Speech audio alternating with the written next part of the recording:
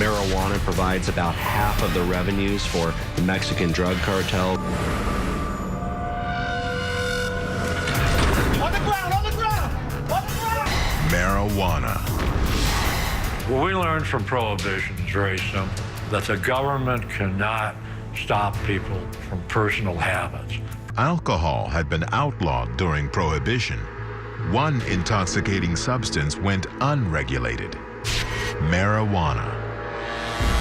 That is until Harry J. Anslinger, the first commissioner of the U.S. Treasury Department's Federal Bureau of Narcotics, decided to make marijuana public enemy number one in 1930.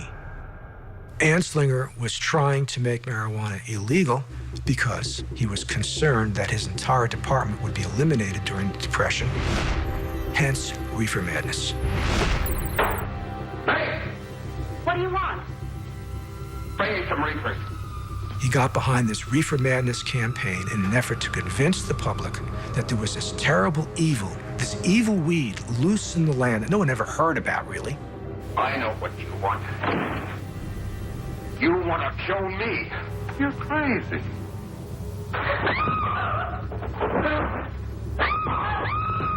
What Anslinger would leak stories about horrific murders allegedly committed by people who had smoked marijuana. Then he would go and quote the stories when testifying before Congress, and he'd go, see how evil marijuana is? They reported in such and such paper. Harry Anslinger convinced Congress and the American people that marijuana was a deadly danger to society. In 1937, the Marijuana Tax Act outlawed the drug at the federal level, where it has remained for nearly a century. June 20th, 2012, Washington, D.C. Appearing before a House Judiciary Committee, Drug Enforcement Agency Chief Michelle Lenhart is asked about marijuana's classification as a Schedule I drug, alongside heroin and methamphetamine. Is heroin worse for someone's health than marijuana? Heroin causes an addiction. Okay. So it's very hard to kick. So does that mean that the health impact of heroin is worse than marijuana? Is that what you're telling me? All illegal drugs are in Schedule I, are addictive. I thought she would acknowledge relatively quickly that, okay, well, marijuana is not as harmful as heroin. I wasn't even able to get her to acknowledge the basic scientific fact. The federal government's official position is that marijuana is a dangerous drug with no medical value. That is tantamount to saying the moon is made of green cheese. There have been scientific papers in peer-reviewed scientific journals that address marijuana's medicinal utility. Could the Drug Enforcement Agency's targeting of marijuana as a harmful narcotic be based on a legitimate concern for public health and safety? Or is there another, perhaps secret reason for outlawing the substance?